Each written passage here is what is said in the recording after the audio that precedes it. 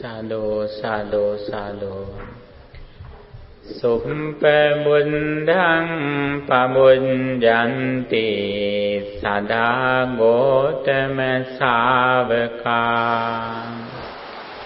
ye sandevacharanto ce bhavanaya rato mano.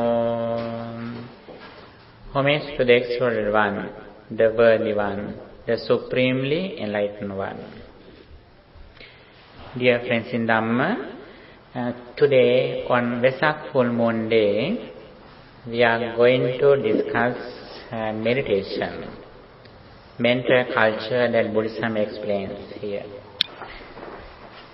Here we are going to discuss meditation and practice it. According to Buddhism, meditation is a meritorious act as well as a quality that we can practice to attain liberation or enlightenment.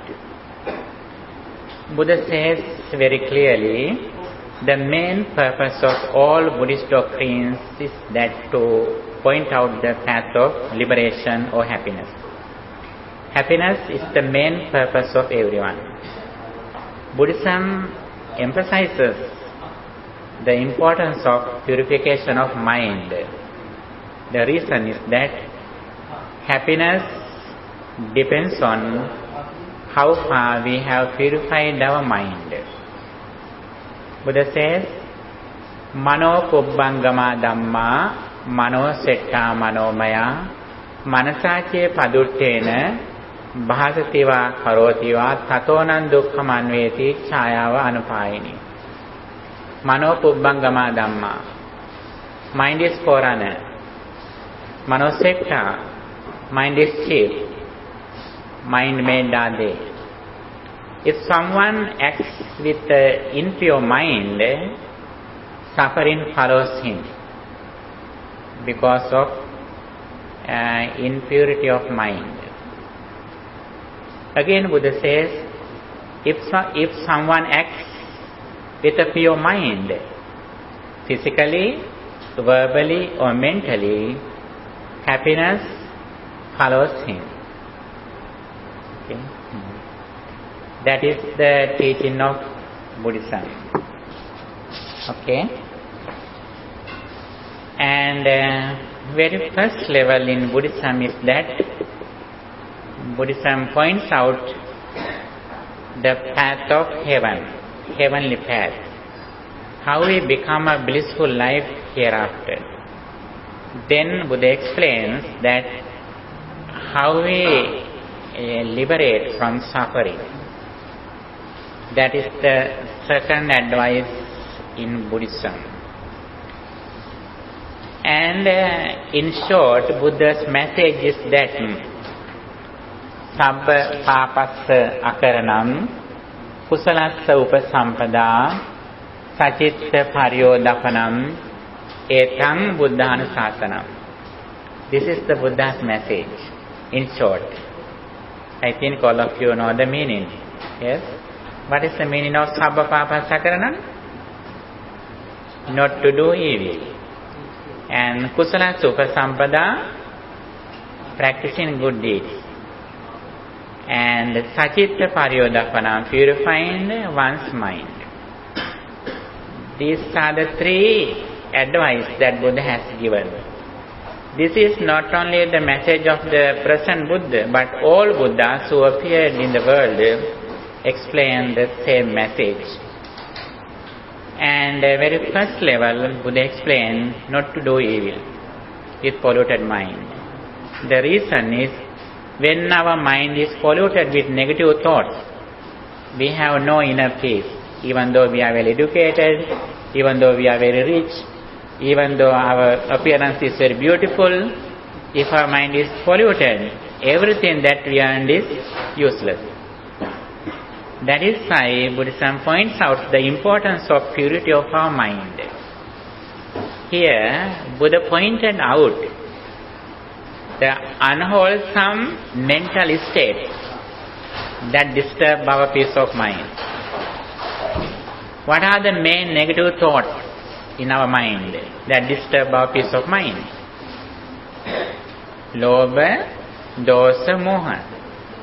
Those are the main unwholesome mental states. Lobha means greed or attachment. Dosa means anger or ill will. Moha means delusion or ignorance. The more our mind is polluted with these negative thoughts, the more we are suffering. The more we have overcome these negative thoughts from our mind, the more we are happy.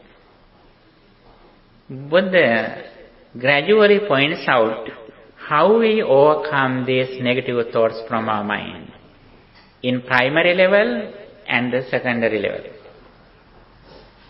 What are the techniques that we can practice to overcome these negative thoughts from our mind? When we are going to overcome greed or attachment or lust, what are the techniques that Buddha has pointed out? There are several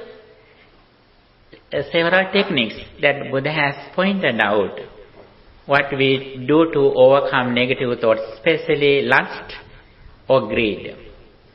One of them is practicing generosity, offering something to others with kindness. If you offer something for someone by thinking their qualities or by thinking their needs, if we can offer something to others, that is one of the techniques that we can practice to overcome greed or attachment. That is why in 3 meritorious deeds, very first level, that we practice dana, generosity. If we are so greedy, actually we are unable to practice other good qualities such as virtue and meditation. Now all of you have overcome greed, that is why you are here. Now your mind is generous. You are so generous, that is why you are here. Then you can practice easily other qualities. And the other one is other technique that we can practice to overcome lust is that contemplating on the impurity of our body parts. It says in Buddhism as Asubha Bhavana, Kesa, Loma, Naka, Danta. We contemplate on the impurity of our body parts. Kesa means hair. Loma means skin hair. Naka means nails. Danta, teeth. Mansam. What is the mansam? Mas? Yes. How do we say to mas in English? Flesh. Yes. And when we think these body parts, that is one of the techniques that we can practice to overcome lust or big attachment. And these are the primary techniques. The second one is the anger. How we overcome anger? What are the techniques that we can practice to overcome anger? The main technique that we can practice to overcome anger is that practicing loving kindness, metta bhavana. By thinking, may all beings be well, happy and peaceful. Again and again we think it. As the result of practicing loving kindness, when we meet a person, when we hear a person, when we think a person, immediately we think that person like our only son or daughter. That is why in Metta Sutta Buddha says, Mata yatani yam puttam ayusa eka puttam anurakke evampi sabba bhutesu mana sambhavaya parimana. Like a mom, if a mom has only son, she loves that son a lot, like that, if we can think other people like our only son, it is the highest attitude that we receive the results as the practice in loving kindness. And we think again and again, may all beings be well, happy and peaceful. Actually, that is one of the techniques that we can practice to overcome anger. And also, in the mundane level, the highest merit that we can generate, that practice in loving kindness. There are 3 meritorious deeds Buddha has pointed out in the primary level: Dana, Sila and Bhavana. Among these 3 meritorious deeds, the highest benefit that we can receive throughout practicing meditation, especially Metta Bhavana, loving kindness meditation. And this is the way how we practice to overcome anger. Now we discuss greed and anger. What is the next unwholesome mental state that disturbs our peace of mind? Delusion or ignorance. What is the delusion or ignorance?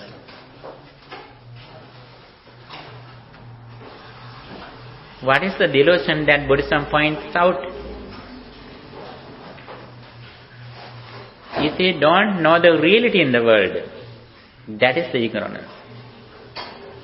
When we look at something, if we think there is something outside, when we experience something, if we think before experience it was here and after we experience it remains, that is the ignorance. In the mundane level, we have some ready-made things.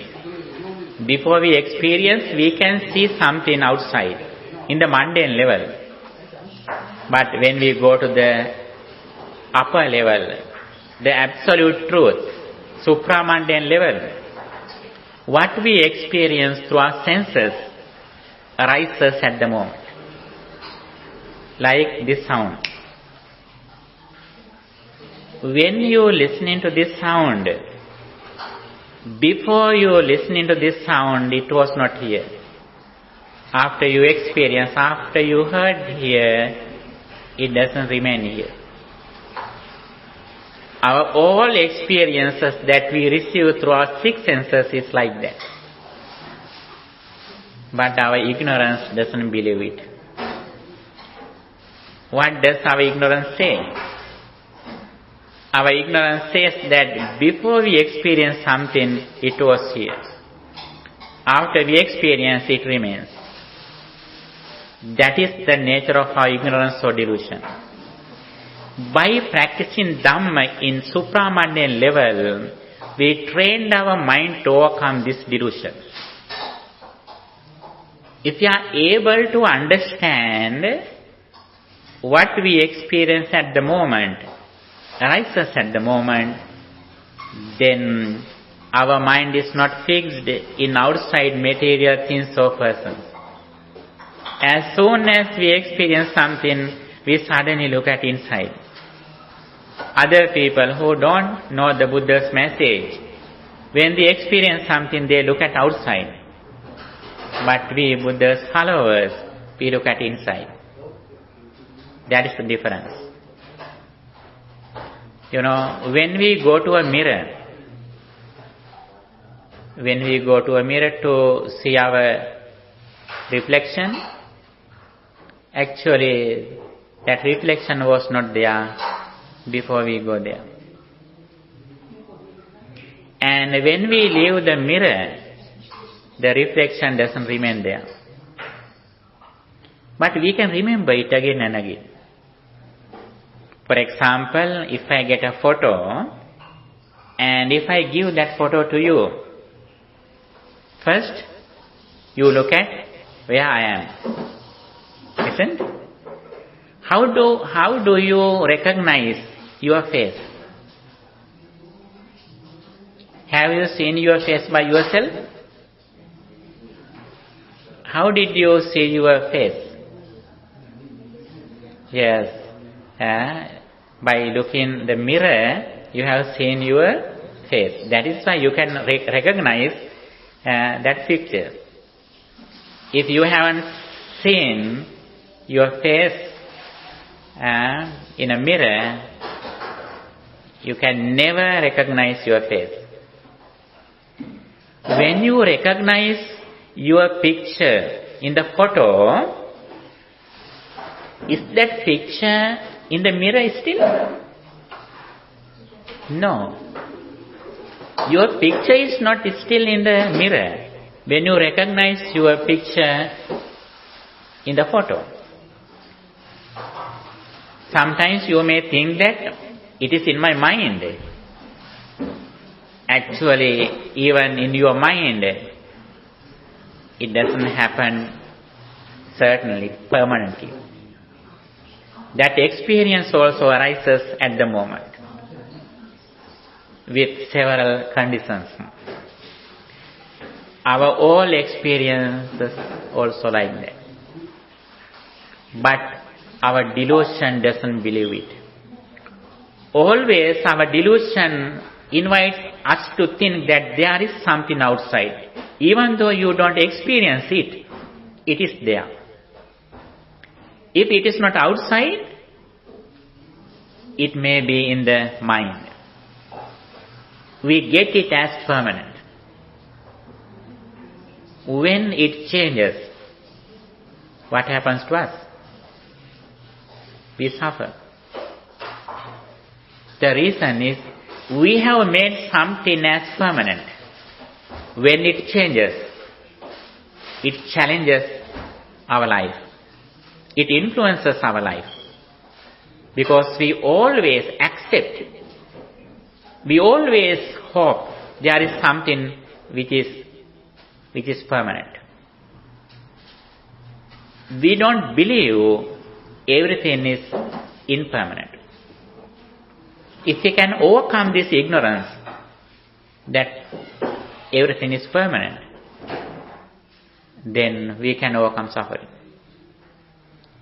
All Buddhist doctrines finally focus on how we overcome suffering.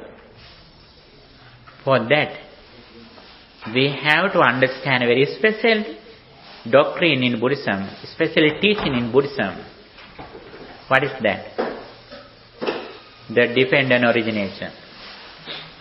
In the primary level, it is enough to understand the karmic law.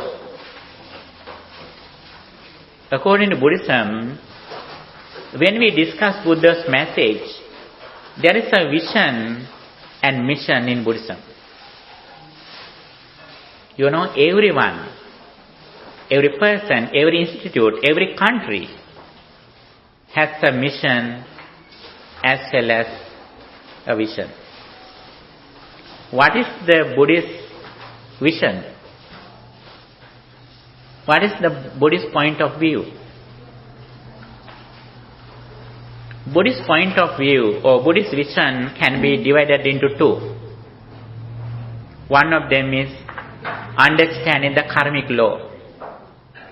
Whatever we do with intention, we will have the same results according to our mental condition. If our mind is polluted, the results will be negative, evil. If our mind is pure, the results are fruitful. That is the very first vision that we should receive throughout listening to what the Buddha taught. What is the second vision in Buddhism? Second vision is the understanding the dependent origination or impermanence. It means every moment our experience arises and ceases. What are our experiences? Our entire life is 6 internal senses and 6 external objects. Eye, forms. Ear, sounds. Nose, smell. And tongue, taste, body, feelings, mind, mental objects. Actually, these are our whole life. Except these things, we have nothing in our life. If someone says that there is something except these things, actually it is not true. What is the nature of these 6 internal senses and 6 external objects? All of them arise at the moment, cease at the moment. I is impermanent. It means not this physical I. I means the ability of seeing. The ability of seeing arises when forms are here, when light, consciousness, attention, without several conditions, I arises at the moment. Ear also like that. Ear cannot be seen. Eye also cannot be seen. Sounds also cannot be seen. Smell also cannot be seen. We can see only forms. When you look at here, when you look at my physical eye, do you see my eye? No, you see my form. You can't see even my body. My body appears when I have some feelings. Body and feeling, both of them cannot be seen. It is a very deep concept in Buddhism. And if we have this understanding, we are going to recognize what happens to our life. Then we practice, we reflect on impermanence, what happens to our body and mind. If we can understand this reality, our greed and anger automatically cease. In the primary level, we practice some techniques to overcome anger and lust by practicing loving kindness and the impurity of our body parts. But finally, we have to do only one thing, that is reflecting on impermanence. That is why Buddhism has pointed out, there are 2 major meditation techniques. Meditation means in Buddhism, mental culture or purification of our mind. Why do we purify our mind? If our mind is polluted with negative thoughts, greed, anger and delusion, we have no real peace of mind.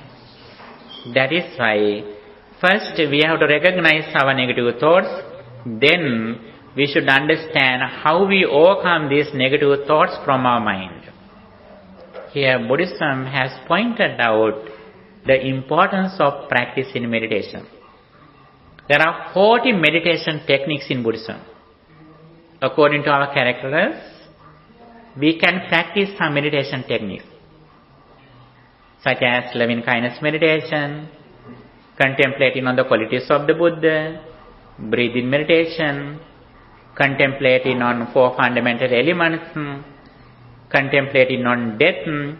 These are the meditation techniques that we can practice to purify our mind, and these meditation techniques help us to concentrate our mind as well.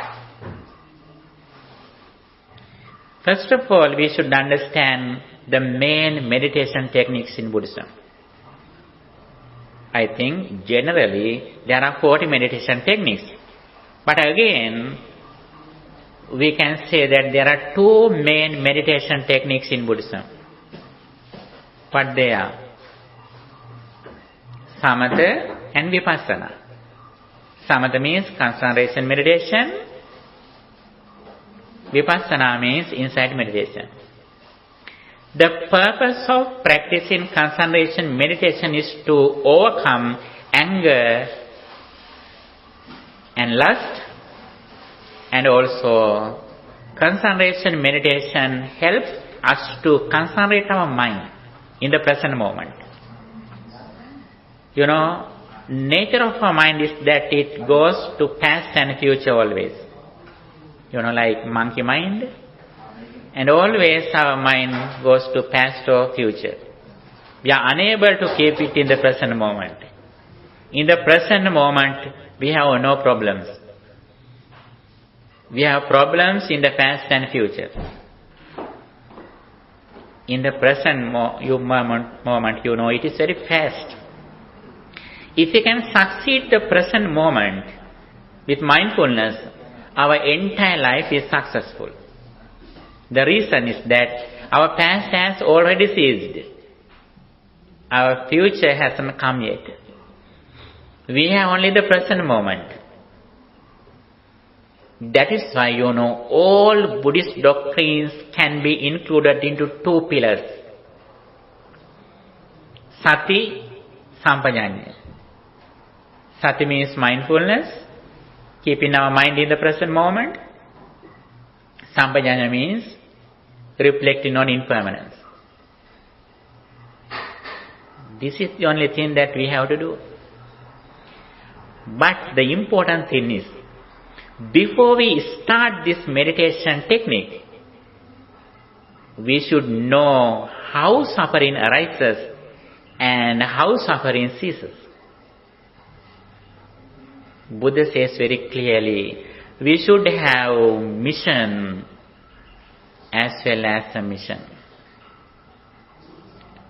We should have a vision as well as a mission. Both of them are very important.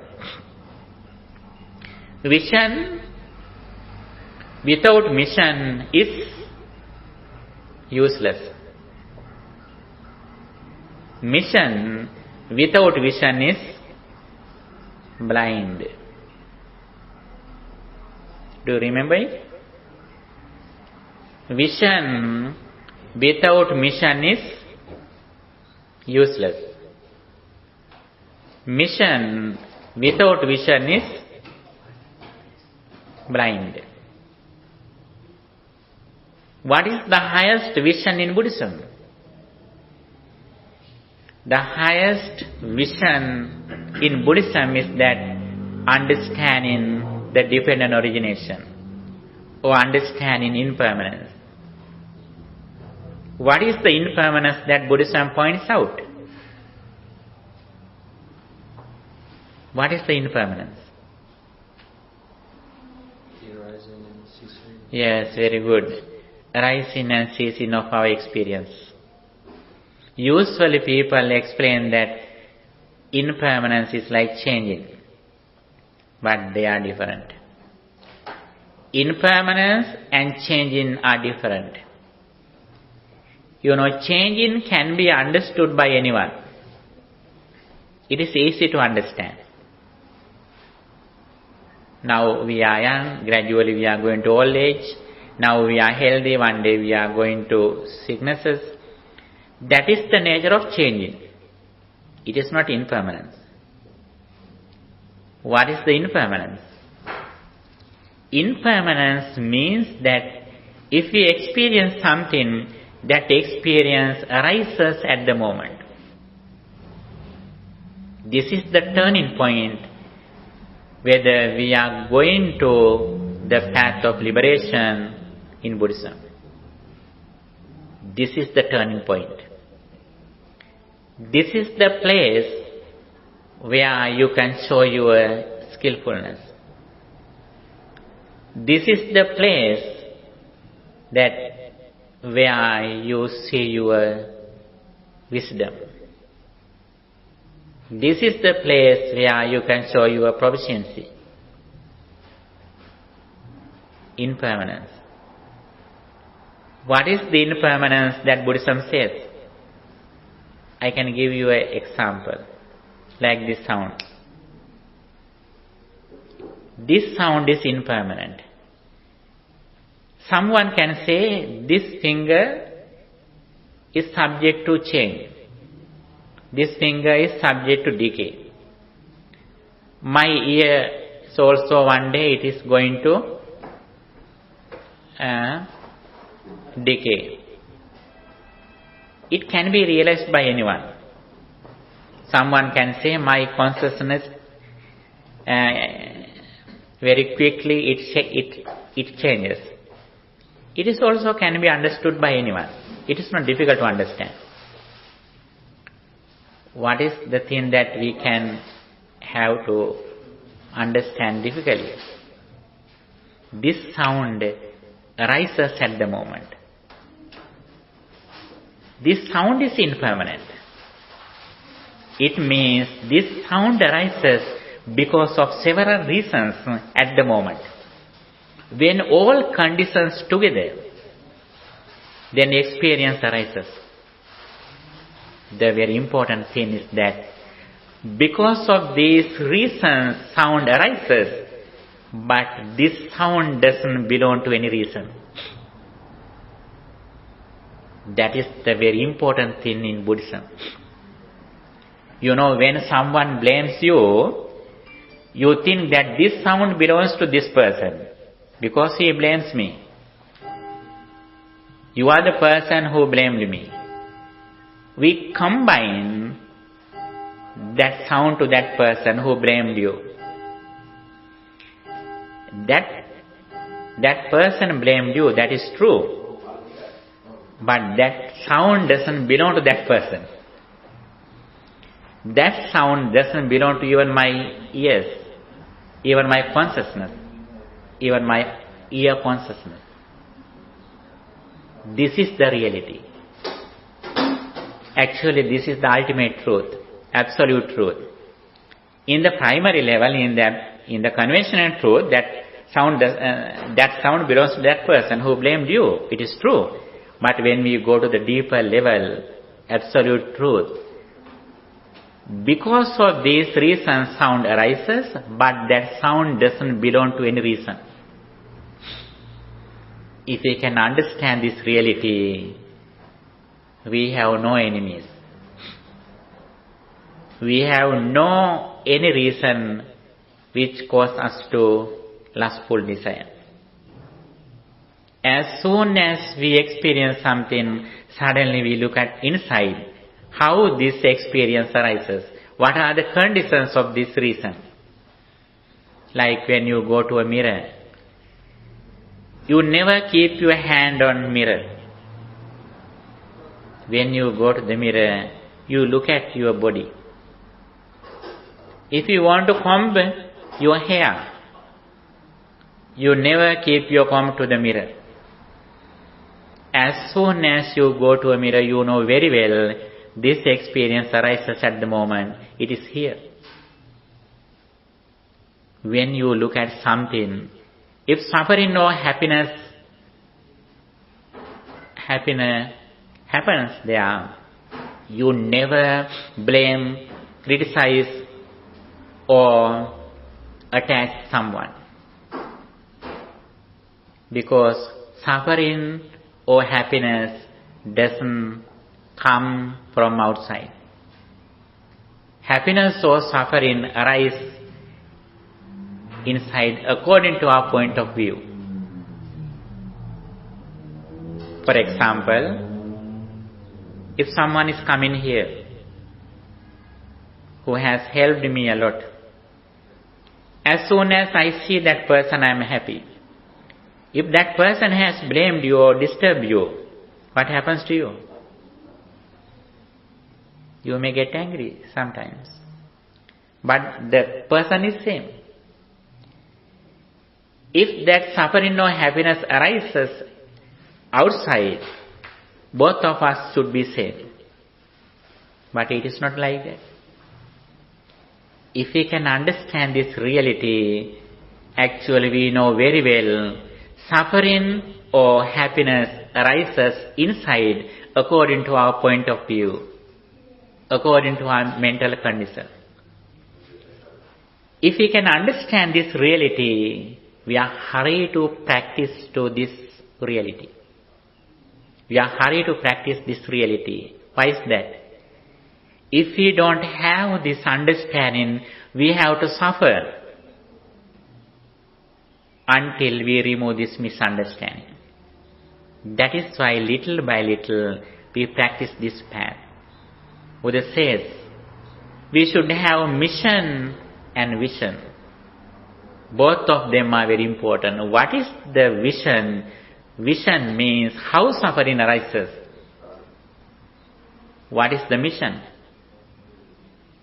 Mission means that what we should do to achieve this understanding.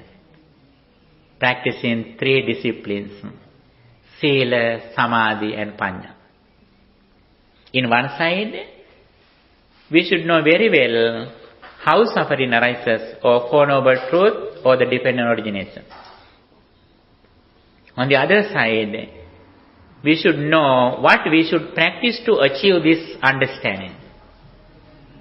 First, we should have this understanding by listening to Dhamma. Then, we should practice this mission little by little. Virtue, concentration, and wisdom. Virtue means discipline in our speech and behavior, and again we concentrate our mind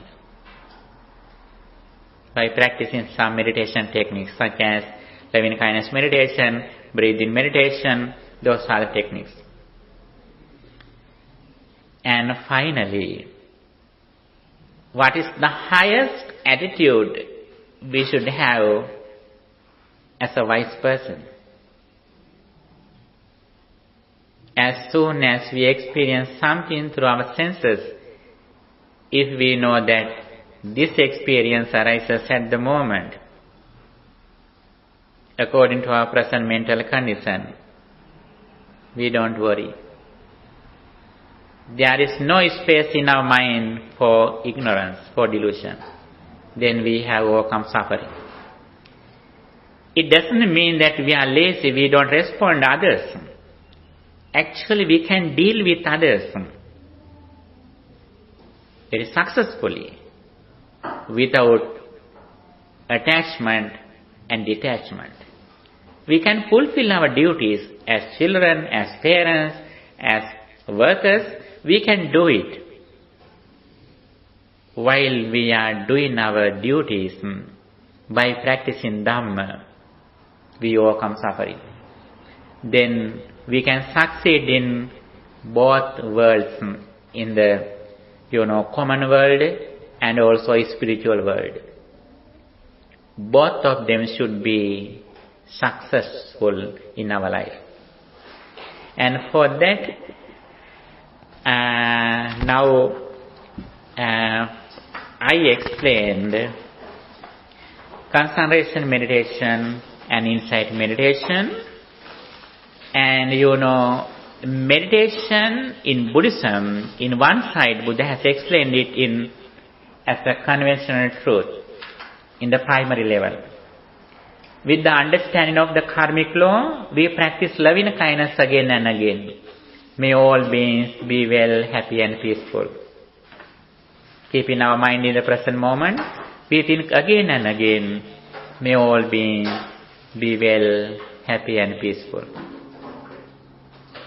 On the other side, if we like, we can practice breathing meditation. When we breathe in, we think breathe in. When we breathe out, we know that I am breathing out. Keeping our attention around the nose at the present moment, we contemplate on breathing in and out. When our mind is concentrated, then we reflect on impermanence. That is the secondary level. Very first level, we keep our attention in the present moment. That is why always I explain when I preach Dhamma, our GPA, grade point average, is like the duration of our concentration meditation. How long if we are clever to keep our attention in the present moment with a positive, wholesome object. If our concentration meditation duration is very long, it means our GPA is very high, grade point average. And also Buddhism says IQ too, intelligent quotient. What is that? It means the duration of reflecting on impermanence. If we can succeed in these levels like GPA and IQ, what is the result? The result is that nobody can disturb our peace of mind. Sometimes, even though your GPA is very high, anyone can disturb your peace of mind. When someone blames you, you may get upset. Sometimes you cry. You blame. You hit someone. But the thing is that if you are high in this GPA with the concentration meditation, it means you don't depend on outside. Nobody or nothing can disturb your peace of mind. The thing is that you have freedom. This is the liberation. If we depend on outside, it means we have no real freedom or liberation. Our liberation should be created by ourselves inside. We can never get liberation from outside. We are like in the prison until we liberate from suffering. That is why Buddhism has pointed out how we achieve the real liberation throughout practicing this path.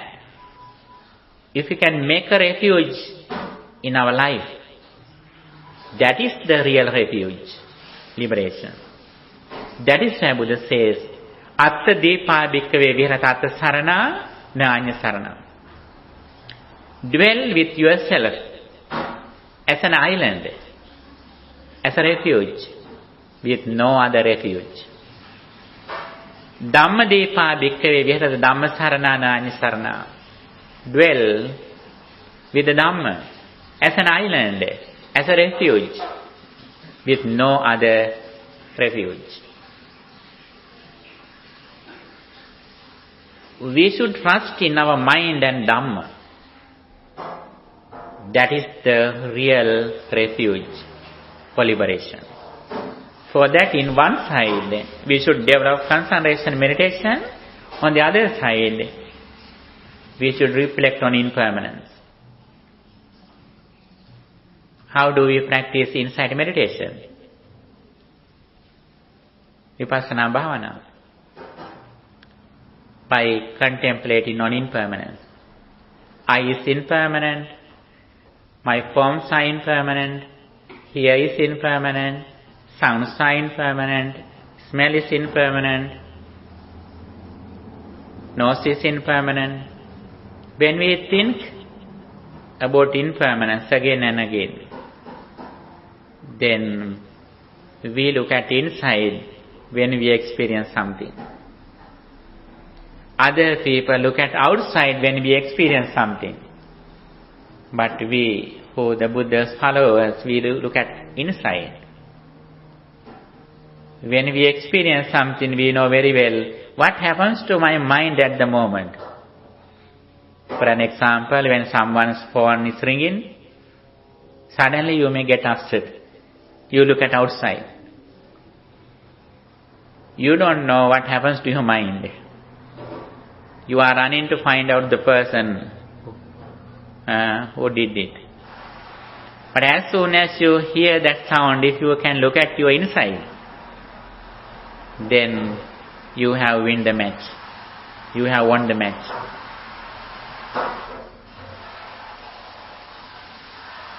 And this is the path that Buddha has explained for the liberation. Buddha says, Janato aham bhikkhave passato asvanam khayam vadami no ajanato no apassato. I proclaim the liberation for those who know the path, who see the path. That is very important. We should start our spiritual journey or meditation with this understanding. Mostly we can see people, suddenly they come to a place and they sit down and they start to meditate. They don't know what is the destination, where they are going to. But Buddha says very clearly, before you start meditation, you should know the destination. If you don't know the destination, you stop in the middle on the way.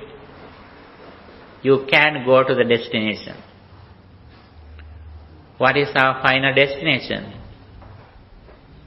As soon as you experience something, if you are clever to understand that experience arises at the moment, then you are rich in wisdom.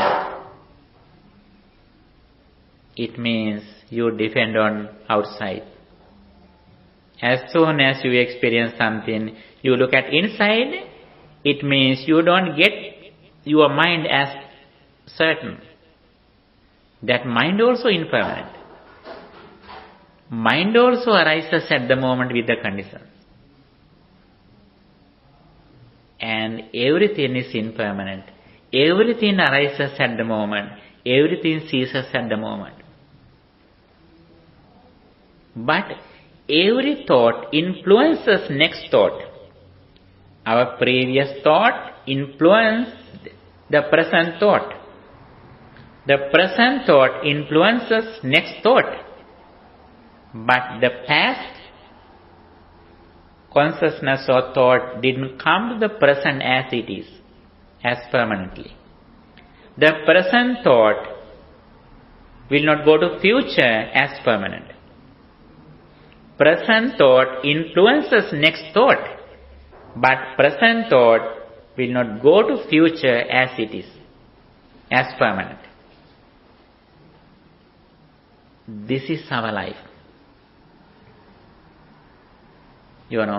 If we have this understanding, it means we are confident in what the Buddha taught. That is the place where we start our spiritual journey. Until we listen to this message, we don't find a path. If we have this understanding by listening to Dhamma, then we trust in what Buddha realized, or Buddha's enlightenment. Then we little by little go forward on this path. We are going to achieve this reality.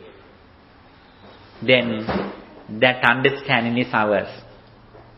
First, we should need the confidence. But later, when we practice Dhamma, when we receive the experience, understanding, then we don't need to be confident in what the Buddha taught. Why is that? We see the results. For example, when you are going to a place where you never have gone, first, you should have a confidence in advance. When you reach the destination, you don't need a confidence in advance. Why is that? Now, that is your experience. Like that. First, we should need a confidence in what the Buddha taught. By listening to Buddha's real message, when we reach the destination, the experience is ours. By that, I think little by little we should practice in one-side concentration meditation, such as loving kindness or breathing meditation. On the other side, we should reflect on impermanence. Okay, now for a while, let's practice meditation. Okay, first we start our meditation with loving kindness meditation. Then, little by little, we go to inside meditation. Okay. Please get ready for meditation.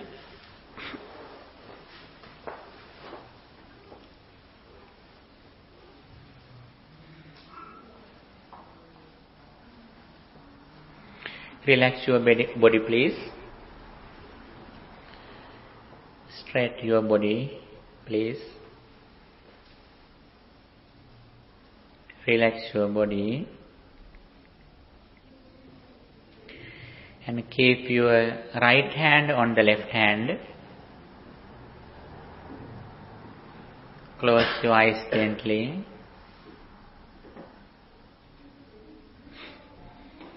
Now I am in a very pleasant, calm environment.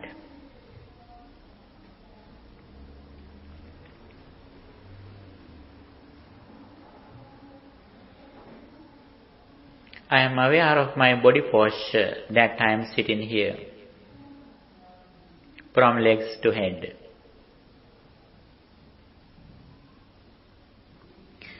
My legs, knees, belly, hands, shoulders, neck and head.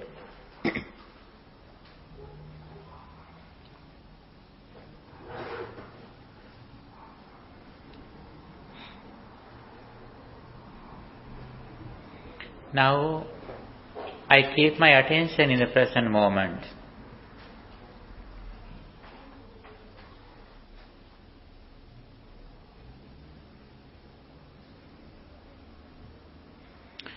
I keep my attention around the nose or upper lip.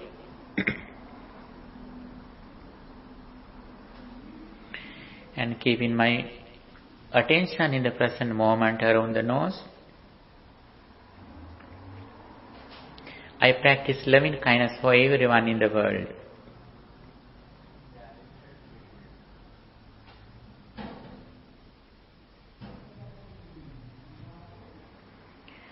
May all beings at this temple be well, happy and peaceful.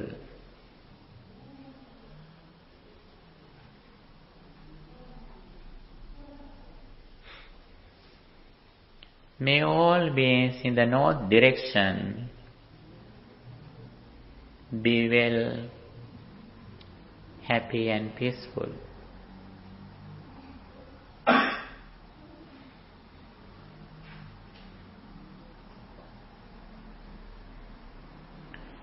May all beings in the down direction be well, happy and peaceful.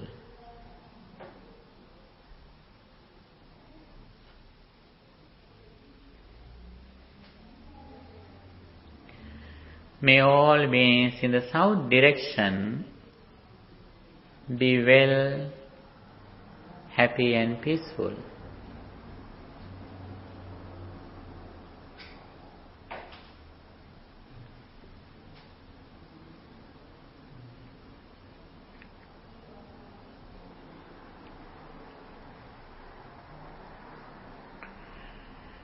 May all beings in the east direction be well, happy and peaceful.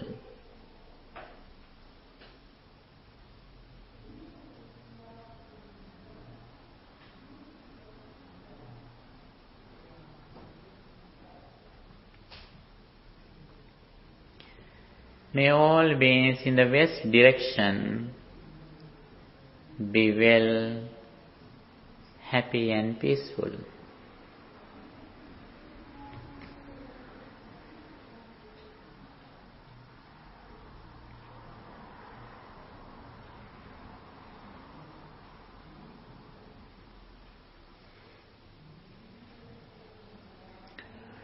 May all beings in the north-east direction be well, happy and peaceful.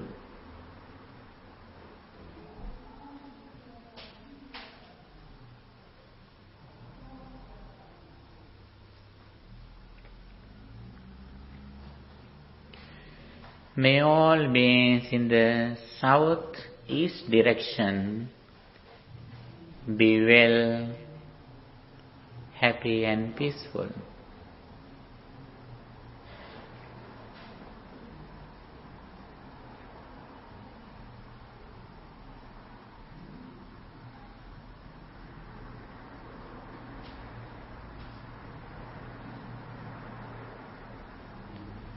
May all beings in the north-west direction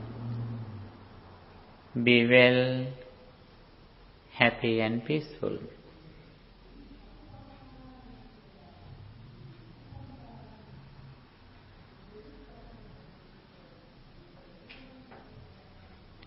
May all beings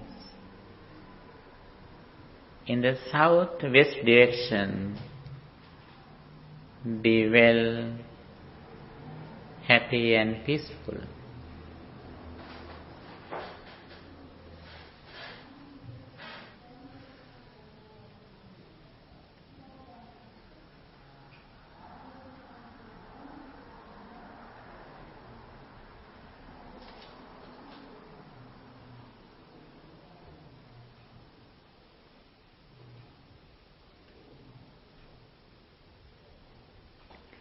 May all beings in the upper direction be well, happy and peaceful.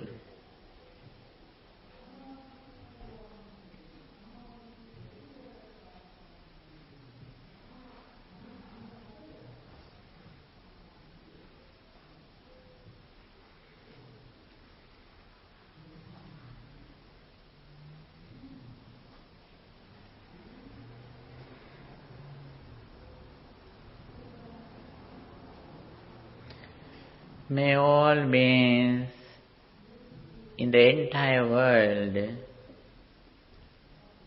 be well, happy and peaceful.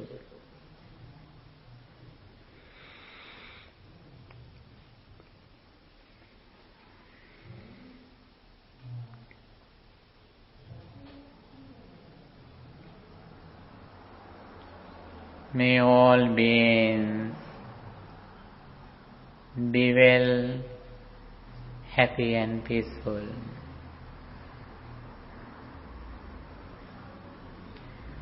I see all over the world like my family, like my siblings, like my parents.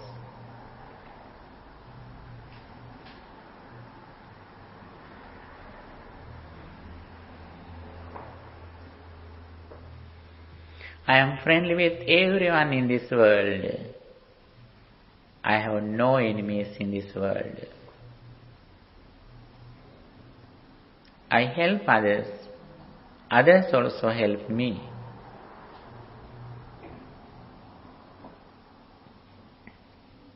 I am friendly with everyone in this world.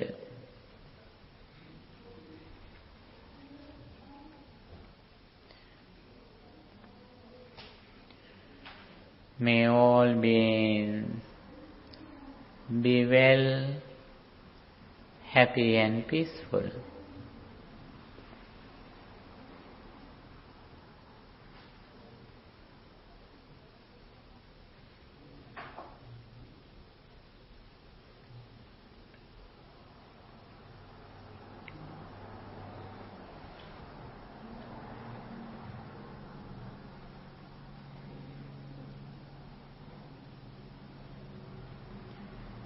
May all beings be well, happy and peaceful.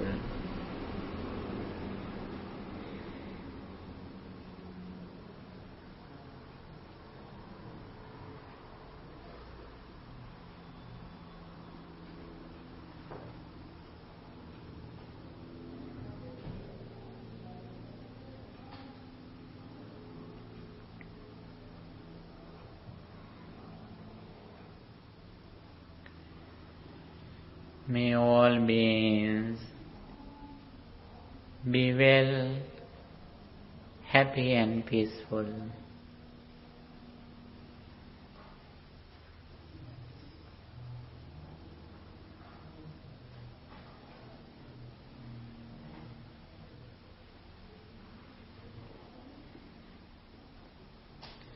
May all beings be well, happy and peaceful.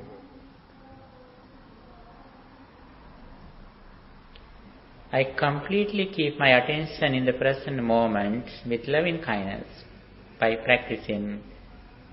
May all beings be well, happy, healthy and peaceful.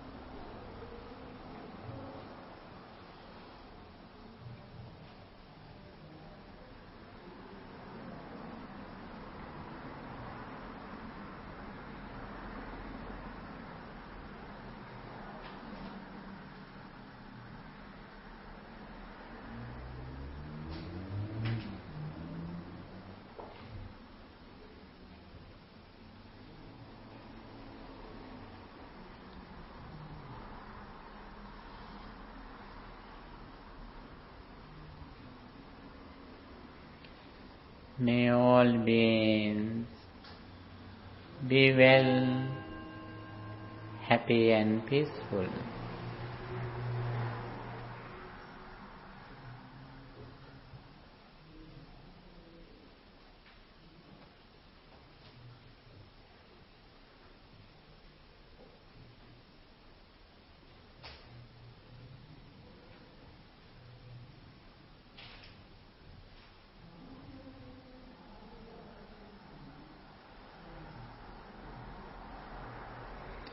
May all beings be well, happy and peaceful.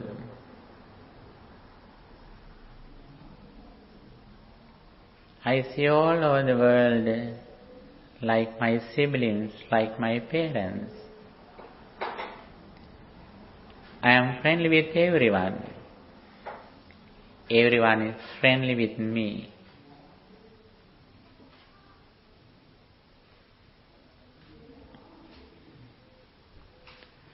My mind is filled with loving kindness,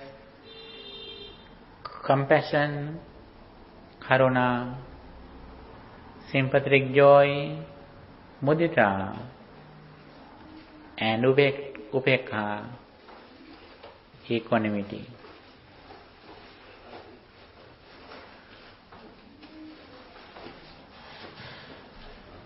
May all beings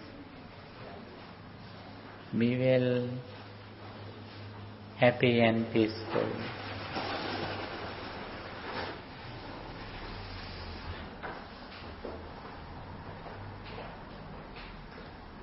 May all beings be well, happy and peaceful.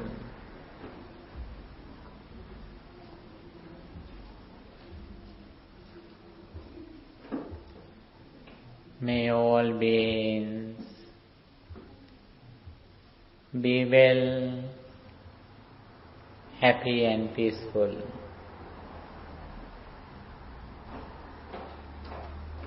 Every moment my body changed, my mind also changed. Everything is subject to change. Everything is impermanent. I is impermanent. Forms are impermanent. Ears are impermanent. Hearing is impermanent.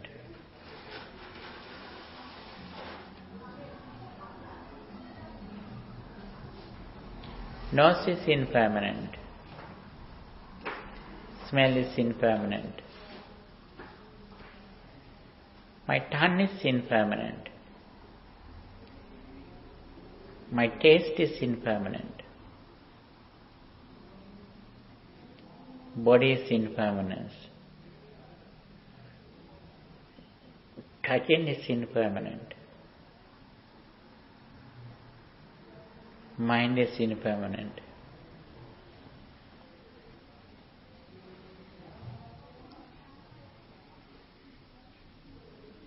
Mind is impermanent. Mind objects are impermanent.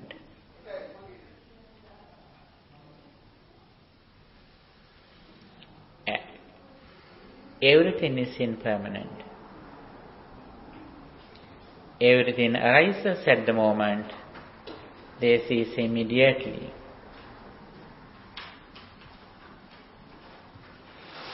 Everything is impermanent. Everything is impermanent. Everything is impermanent.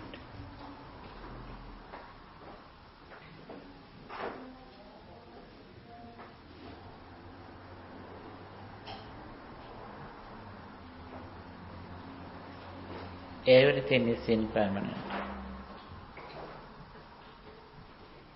Everything arises at the moment, they cease at the moment.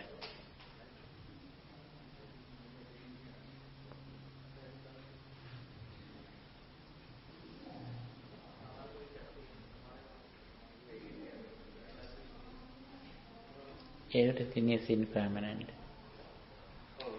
Everything arises at the moment, they cease at the moment.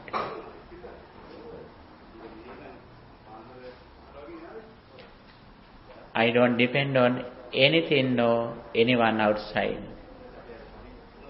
As soon as I experience something, I suddenly keep my attention in the present moment in mindfulness. Mindfulness is my best friend. I never go away from mindfulness or awareness of my body and mind.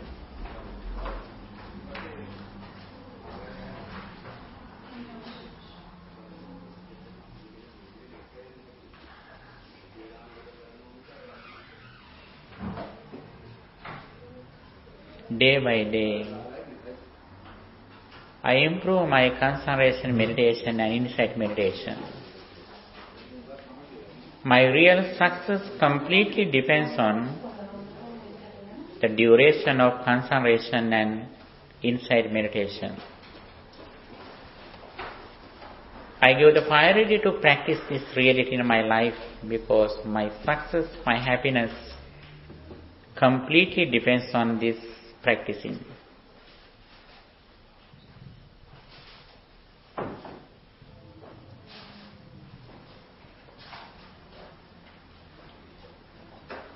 Aniccaṃ, aniccaṃ,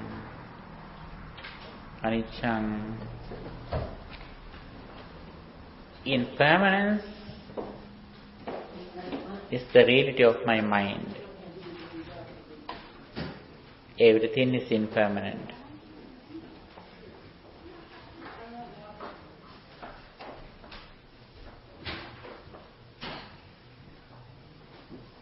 I see the reality always arising and ceasing of my experiences. Whatever I experience through my senses, it means 5 aggregates arise at the moment. Rupa, Vedana, Sanya, Sankhara, Vijnana.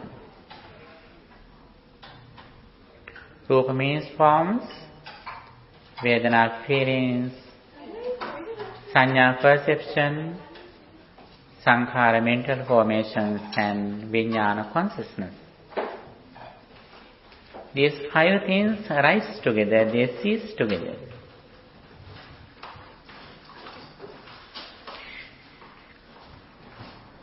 Reflecting on arising and ceasing of 5 aggregates is the highest quality in my life. This should be highest goal in my life.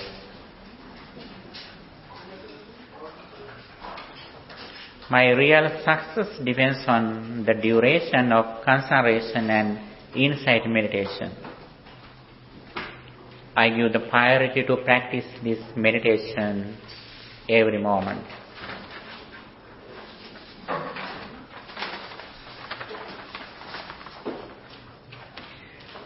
Sambe sankhara anicchati yada paññāya pansati ata nibbindati dukkhe esa maggo visuddhiya. Sadhu, sadhu, sadhu. Okay, here we practice loving kindness meditation or samatha bhavana, concentration meditation, and we practice vipassana bhavana, contemplating non-impermanence, anicca bhavana. Have any question here to ask?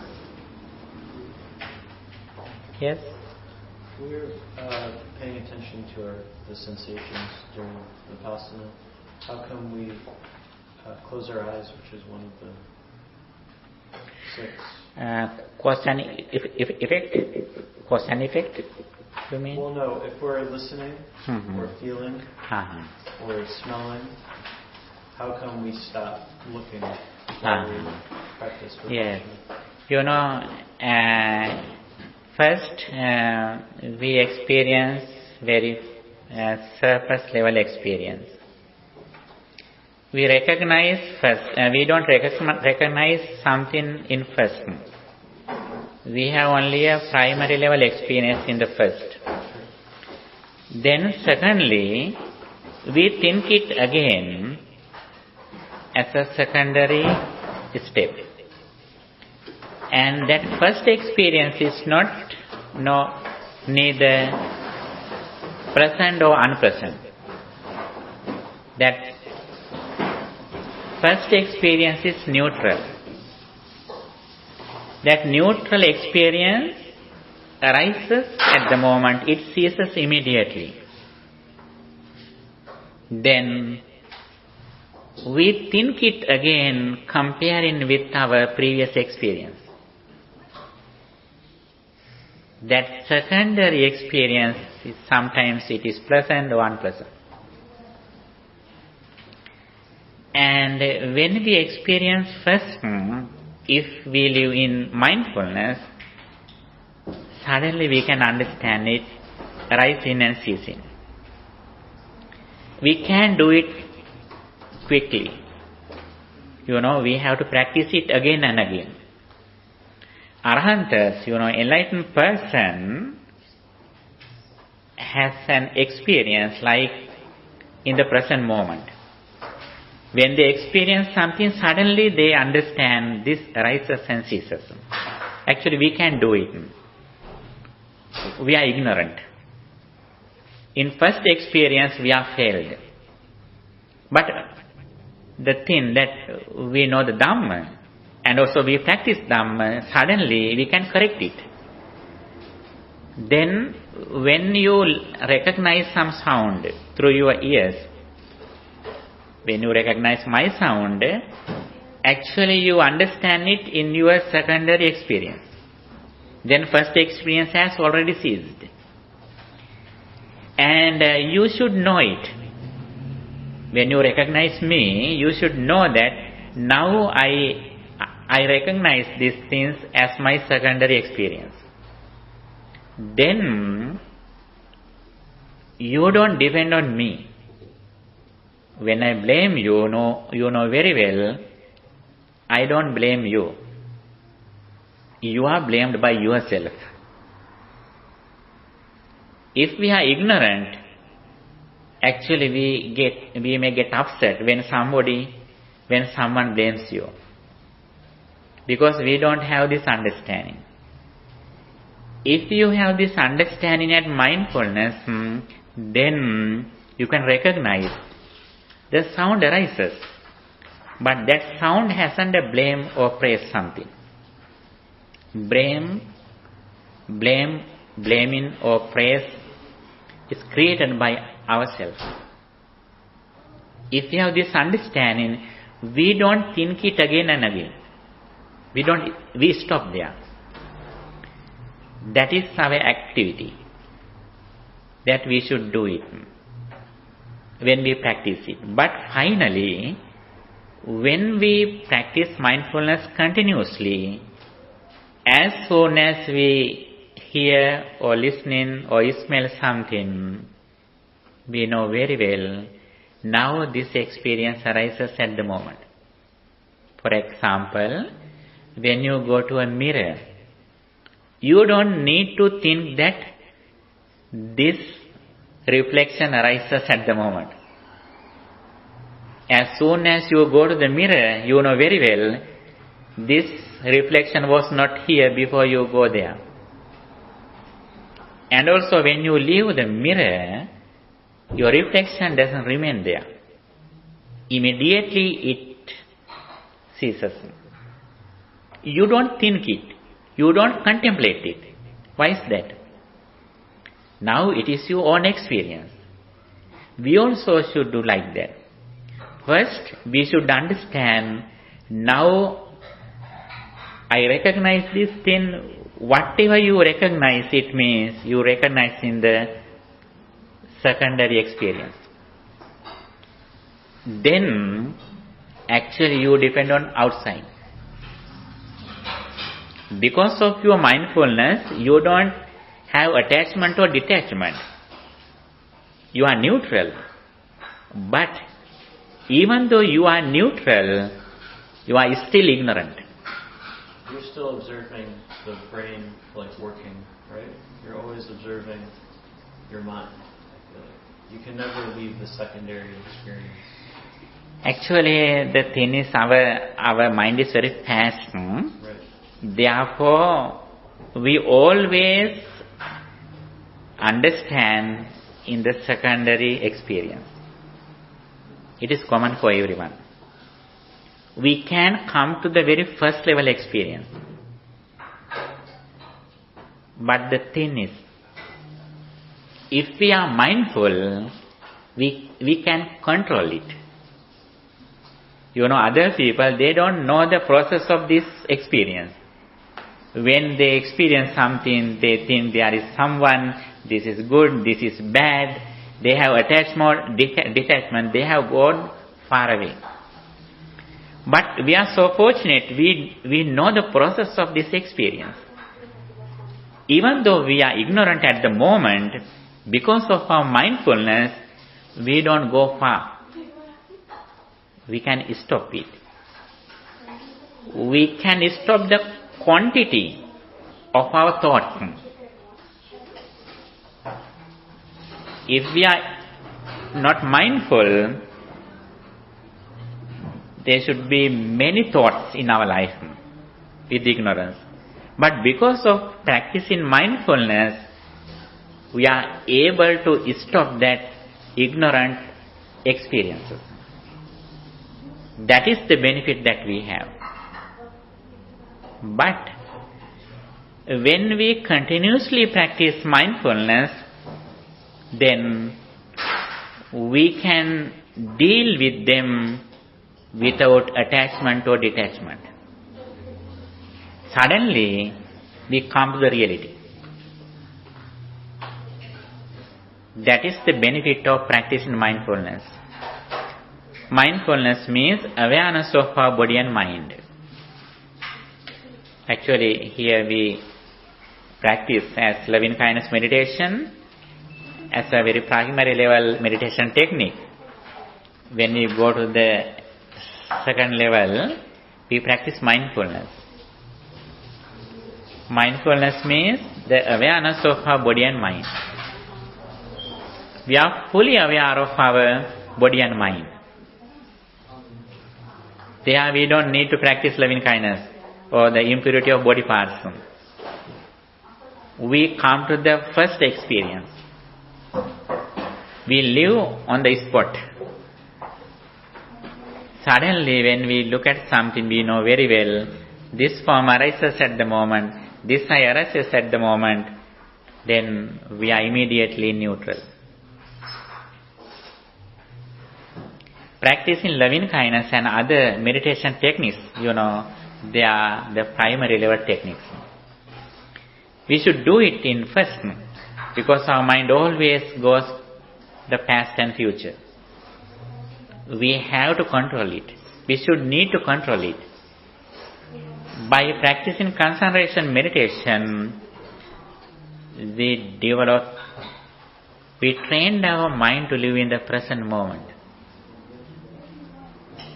Then we can recognize something as soon as we experience something.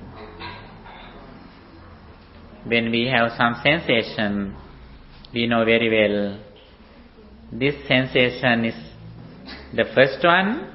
Then when we recognize something as my mom, dad, monk or table, if you recognize this is as table, actually it is the secondary experience. In first experience, you don't find a table or a goddess. In primary, when you look at something, you have only a shadow.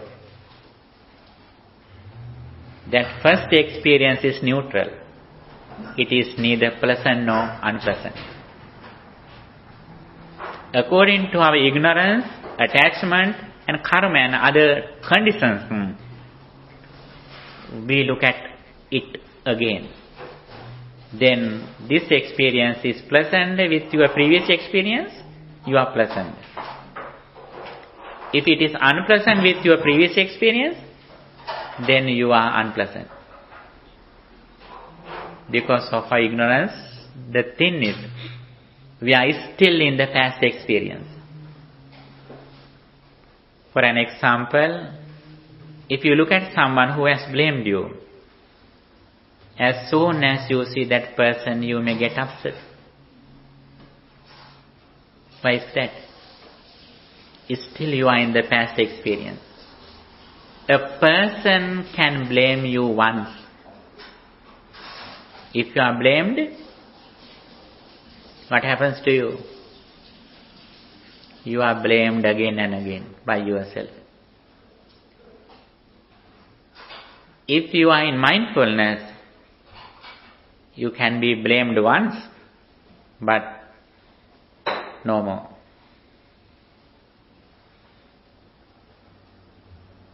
When you remember that incident, you know very well, I am blamed myself. This is the ability that we should develop little by little by practicing concentration meditation and mindful meditation. The awareness of mindfulness is very important. Mindfulness invites us to live in the present moment with the present experience, with full awareness. For that, we have to train our mind again and again.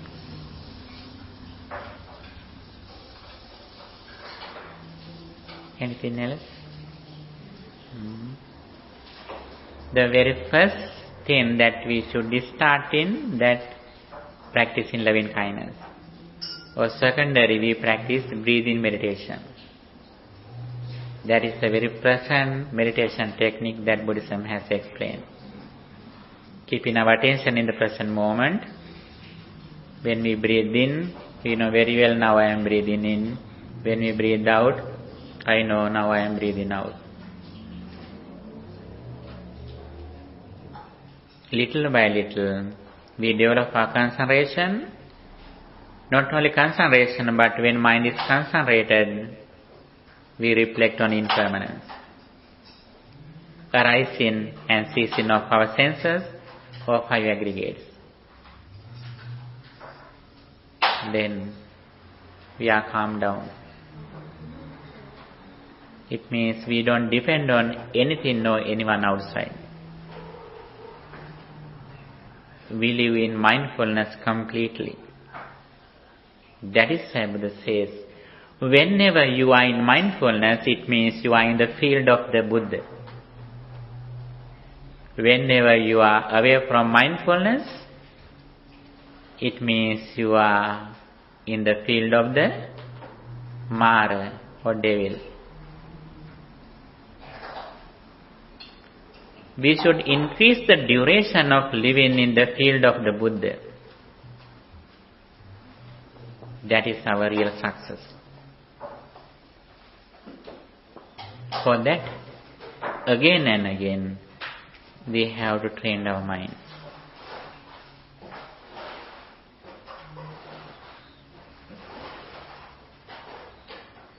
Okay, you can read this handout too later. The article of meditation, the first article, mental culture that Buddhism explains, Bhavana. Bhavana means cultivating our mind with positive thoughts. And according to 40 meditation techniques, in one side we develop positive thoughts such as loving kindness, compassion, equanimity, sympathetic joy, contemplating on 4 fundamental elements. Those are the positive thoughts that we practice as meditation techniques. Secondary, by practicing breathing meditation, we control our thoughts, neither pleasant nor unpleasant.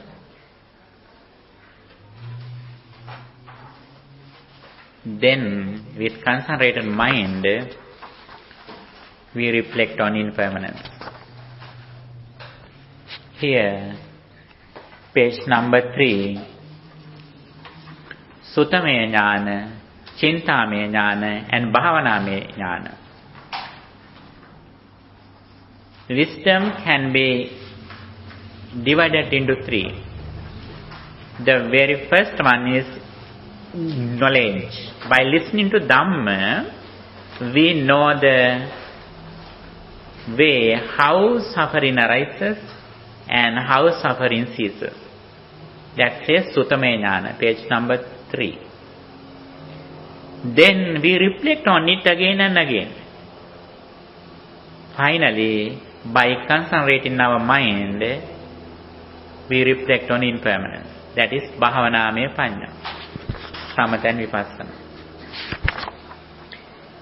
As the result of practicing meditation with mindfulness, 5 spiritual faculties, page number 6, 5 spiritual faculties gradually increase.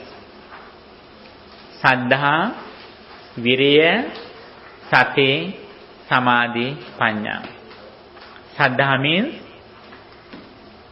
means confidence in what the Buddha taught. Energy, Viriya. Energy means we always try to overcome negative thoughts and we try to develop positive thoughts. That belongs to Viriya or energy. Mindfulness means living in the present moment with the awareness of our body and mind. Concentration or Samadhi, we concentrate our mind again and again. Wisdom means reflecting on impermanence. Even though there are 5 spiritual faculties, Buddha says again that we have to practice only concentration and wisdom. Finally, in short, the Buddha says you have to practice only one thing. What is that? Finally, you have to practice on reflecting on impermanence about 5 aggregates. Skandha Panchaka. Whatever we experience through our senses, it means 5 aggregates. Rupa, Vedana, Sanya, Sankhara, Vijnana. Forms, feelings, and perception, consciousness and mental objects, these 5 things arise together, they cannot be divided. Those 5 things arise together, they cease together. Actually, in the surface level, we find there is a table, file, recorder, but in the bottom level, the thing that we experience is that the 5 aggregates. Like the iceberg. Iceberg in the upper level, we can see only few things, a little. But in the bottom level, under the water, the bigger thing is there. Our under the water is like that, our 5 aggregates. If we are wise, if we are intelligent, it means ordinary people look at the surface level things, persons, things, those things, but we who Buddha's followers, we look at inside. 5 aggregates. When we see 5 aggregates, we are so fortunate. Nobody can disturb our peace of mind because we are reflecting on impermanence. We are so fortunate if we know this reality because we have overcome suffering. Little by little, we try to go forward on this path by training our mind. This should be our main duty. Actually, we were born in this world to realize this message in this time. In the time of the dispensation of the Buddha, we were born. Day by day, when we grow up, we should go forward in this understanding. Okay, thank you for your good attention. Now we are going to offer the Buddha Puja to the Supreme Buddha, and you also can participate to the Buddha Puja going to the upstairs. Okay, now by the power of all these meritorious deeds that we acquired here, may you be well, happy and peaceful. May your righteous wishes, especially your educational goals, meet with success by the power of this spiritual energy. Finally, may all of us attain final bliss of liberation. Sadhu, sadhu, sadhu. Dukkham pantāca niddukkha, bhayam pantāca nidbhaya, sokam pantāca nissoka, hontu sambe pipanino. May the Triple Gem bless you. Thank you.